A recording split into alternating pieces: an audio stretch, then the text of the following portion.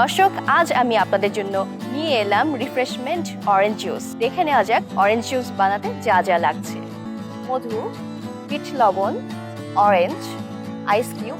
সবার প্রথমেই আমি ব্লেন্ডার মেশিনে কমলা লেবু নিয়ে নিচ্ছি।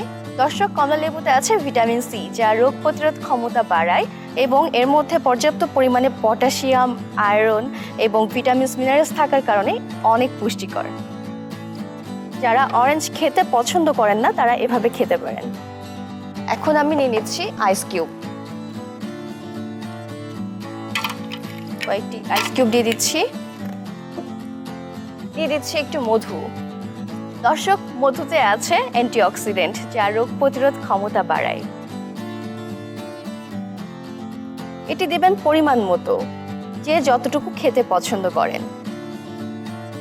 এখন আমি দিয়ে দিচ্ছি সামান্য পরিমাণে বিট লবণ, 1 চিমটি। আমি বিট লবণ অতটা পছন্দ করি না। দর্শক, আমি এখন 1 গ্লাস পানি দিব। আমার হাতে যে জগটি দেখতে পাচ্ছেন এটি হলো আরএফএল জুস জগ। এটি 100% ফুড গ্রেড ম্যাটেরিয়াল দিয়ে তৈরি ও সম্পূর্ণ বিপিএ ফ্রি হওয়ায় খুব সহজে গরম পানি, ঠান্ডা পানি এবং জুস আপনি এই জুস জগে সংরক্ষণ করে রাখতে পারবেন। তো আমি 1 গ্লাস দিয়ে দিচ্ছি।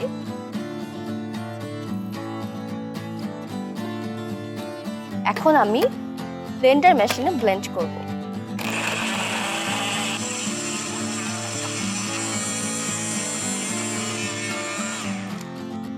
দর্শক, আমি এখন একটি গ্লাস নিয়ে নিচ্ছি।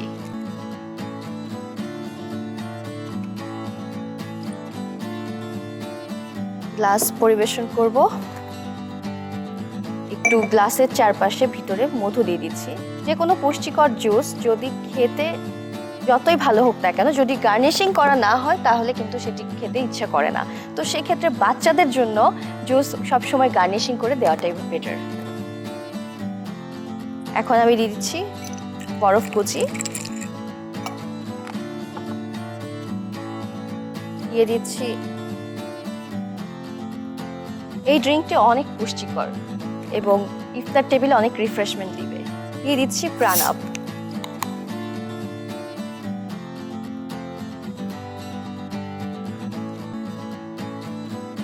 এখন গ্লাসে ঢেলে দিচ্ছি অরেঞ্জ জুস।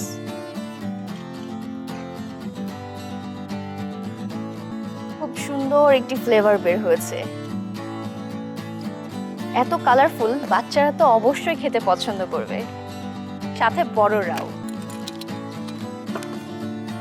আমি একটু কমলা লেবু দিয়ে ডেকোরেশন করছি।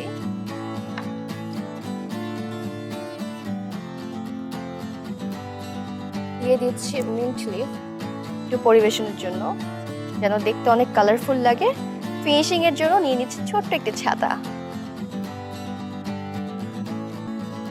এখন এখানে সেট করে দিচ্ছি। দর্শক, দেখে নিলেন খুব সহজেই তৈরি হয়ে গেল মজাদার, পুষ্টিকর, ঝটপট এই রেসিপি রিফ্রেশমেন্ট অরেঞ্জ জুস।